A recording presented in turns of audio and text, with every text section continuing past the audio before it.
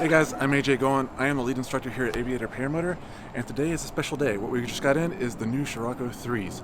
So what we're about to do is go out and fly them. I'm going to test a whole bunch of different sizes. Let's not waste any more time. Let's just jump into it.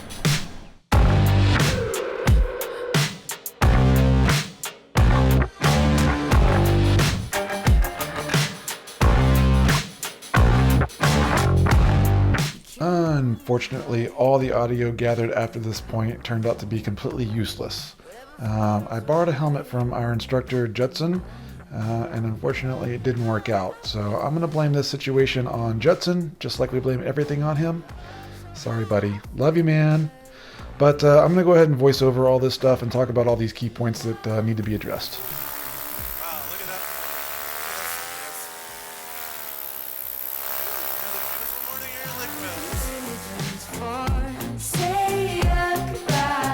I guess I can go ahead and address the difference between the Speedster 3 and the Sirocco 3.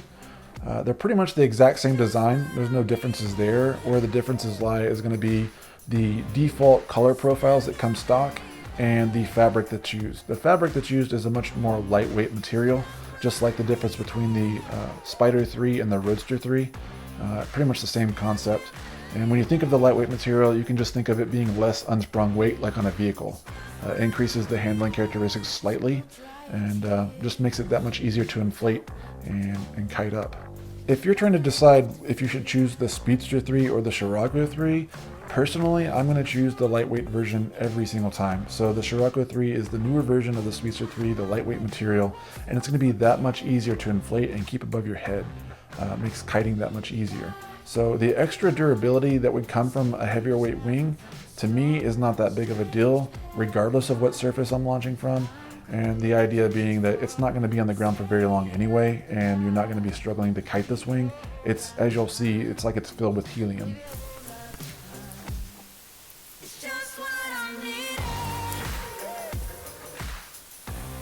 Straight on the leading edge.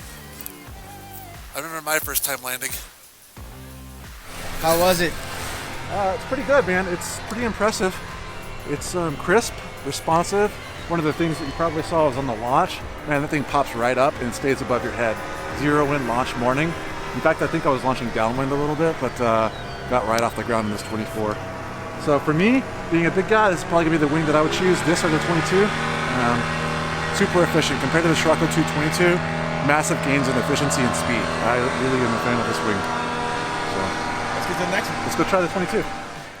One of the things I really like about Ozone wings is how simple their riser setups are. They're not clunky, they're not complicated, it's very easy to understand. And this is no different. So there's the blues that are the A's, the center A's, and the split A's. You've got a very large trim selection to use here. The 2 green lines being inside would be the launch setting, the trim neutral. And then you have the red line. The red line is going to be that do not cross. So if you cross the red line, you can no longer use your actual main brakes. The trim selection on this wing is really large and allows for a vast increase in airspeed. And we'll cover more of that here shortly. But the main thing here is that the Ozone risers are really awesome. The stock configuration for the Sirocco 3 right out of the package is not going to have 2D steering tied in. It does have the tip steering toggles ready to go. But I think that it comes with the brakes a little bit long and in the configuration for what most people are going to use as a cross-country wing. And that's where this wing is really going to shine. It has the brakes a little bit longer than where I personally prefer, but like I said, for flying this for long distances, it's going to make for very comfortable flying, not having to keep your hands up super high. And obviously you can still tie in that 2D steering if you so wish, but it doesn't come that way stock. I personally like to use the fixed pulley a little bit lower so that I can push out on the main brakes, and the manual for the Sirocco 3 talks about all this stuff extensively, so if you want more information on that, just read the manual. But in the stock configuration, the brakes are a little bit long, and it comes with the bungee pulleys attached, which I'm not a huge fan of, but it does make it for comfortable flying for long periods of time. I do want to emphasize that you read the owner's manual regardless if you plan on making changes to the wing or if you just plan on flying out of the package. Regardless, you should read the owner's manual. But I bring this up because, like I said, the brakes are a little bit longer. I personally would like to move them to the lower fixed pulley and then tie them up a little bit tighter. But if you were planning on doing this, you want to make sure that you're not engaging any brakes whatsoever if you trim all the way out. That's where you're going to get into trouble if you tie them up too tight and then you trim all the way out and you get into the trim range where you're not allowed to pull brakes. So make sure you look into that before you actually make any adjustments to the wing. So for comparison, I'm trimmed all the way in on the Sirocco 3, and I'm pulling up about the wing bump Chris, which is another one of our instructors. He's flying a Spider 326 and he's fully trimmed out. So pretty drastic speed increases on this Sirocco 3. So I've flown most of the Sirocco 3s and the Speedster 3s, and in this video I cover the 20 meter, the 22 meter, and the 24 square meter Sirocco 3. And what I found is that the airspeed did not really increase as I went down in size. So it was only about 1.5 miles to 2 mile an hour difference on the 24 versus the 20. So I was actually surprised by that quite a bit. My average trim speed, or trimmed in speed, was about 26 miles per hour, and my trimmed out speed was about 38 miles per hour. So a pretty large difference in the trims, and just the trims alone. Unfortunately, I didn't have speed bar hooked up, but you can use full trim range with the full speed bar range. So that's going to allow it to go even faster than that 38 miles per hour. And again, keep in mind when I'm bringing up these air speeds, that's my wing loading. And for me, I was 100% loaded on the 24 square meter wing. So I fell right into that 100% wing loading category, being 220 pounds with about a 65 pound paramotor. So typically when I fly wings, I like to fly every single size that's possible. And what I normally find is that the more loaded you are on a wing, or the smaller the wing becomes, the faster airspeed you go, and the more dynamic the wing becomes, obviously losing out on efficiency. And what I was surprised is that going down to that 20 square meter Sirocco 3 was, I didn't really gain a whole lot of airspeed or dynamic profile. Obviously it was a little bit more dynamic, but for me, I felt that 24 being 100% loaded on it was absolutely perfect. The only really big difference that I saw was having to run a little bit faster on the 20 and the 22 than the 24. So I was able to get off the ground a lot easier on the 24, and honestly, the dynamic profile and the speed was all perfect. So if I was to recommend a wing that you buy, I would say do not go past that 100% wing loading. When I bought my Sirocco 222, there was a big difference, and so I went a size smaller than what I should have been flying with the Sirocco 222. And the difference between the Sirocco 3 and the Sirocco 2 is dramatic. It's huge, and especially in the efficiency range. Like my Sirocco 222 did not have near the lift that the Sirocco 320 has.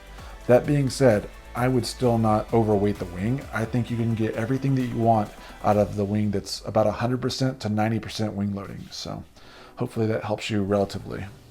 So the Sirocco 3, where this wing is really going to shine is for those long cross-country trips, right? It's a super lightweight wing, going to be very easy to inflate, which is going to make all the difference in the world when you're flying with one, maybe even two reserves. Maybe you've got like a Vario or a GPS, and you've got a full bag of gas because you're planning on flying for 3-4 hours or whatever it may be.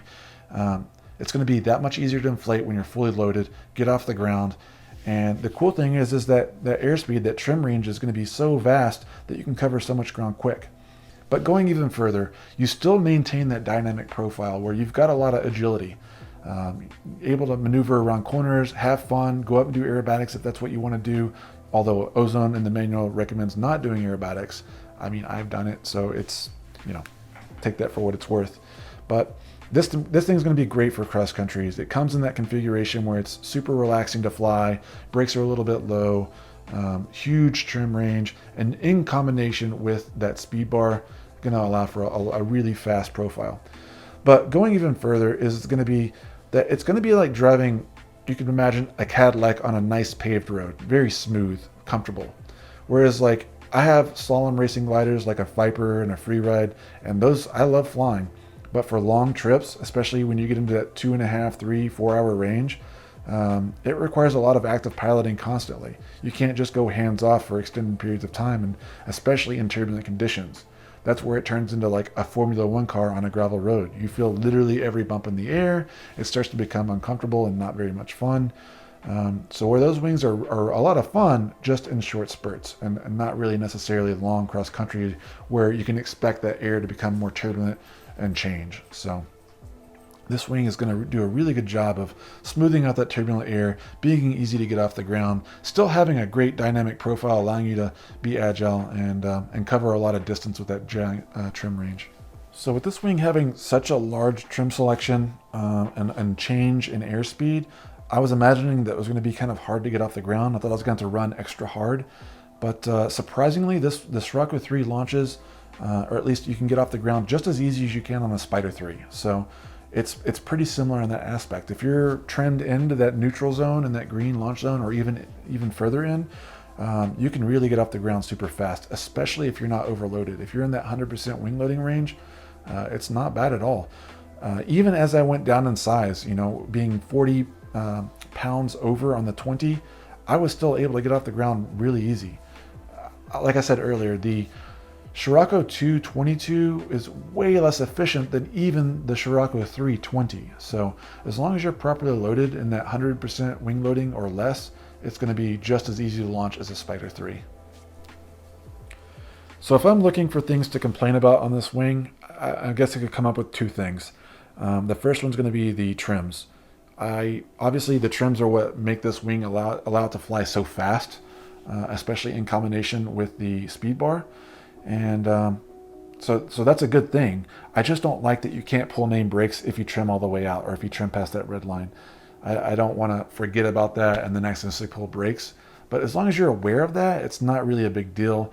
And then it adds that versatility of really being able to cover a lot of ground fast and fly at a fast airspeed, especially in combination with that speed bar. And maybe you want to still be able to use main brakes, so you could just trim to the red line and then add combination to the speed bar, right? So if you're using speed bar in combination with the trim, but trim to the red line, you know that as long as you're not on bar, you can use your brakes and then use the bar to go to full speed. And that's probably how I'm going to use this wing in the future. I'll just trim to that red line and then use speed bar if I need to go any faster, so that if I come off speed bar, I can still use my main brakes.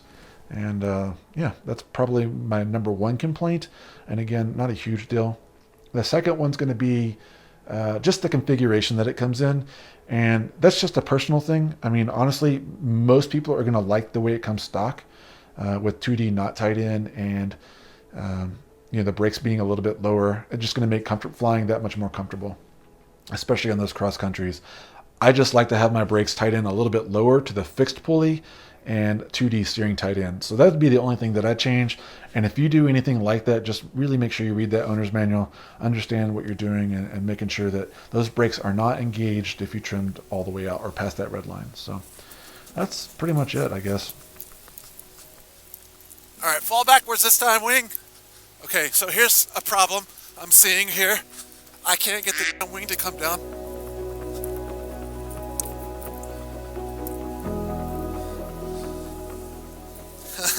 All right, well, typically I would turn around and kite the wing down in reverse, but for some reason the Sirocco 3 does not want to come down.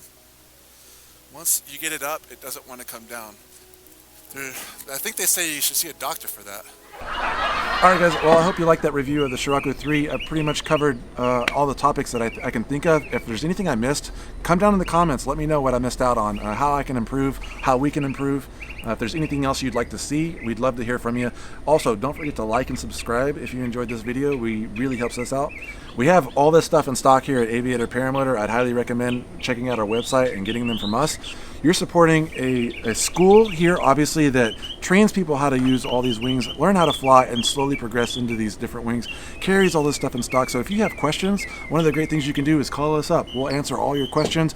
We got our mechanics, we got our skilled instructors that have all flown all these different wings that we carry, and we're looking to make more and more YouTube content for you guys. So if you do all that stuff, it's going to really help us out and allow us to make more content for you guys. So yeah, I really hope you guys enjoyed this review.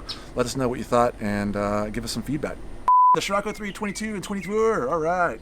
I hope you're enjoying me talking to you right now. Like, I had a whole conversation with you for about a minute and a half there. You can stop filming me now, please.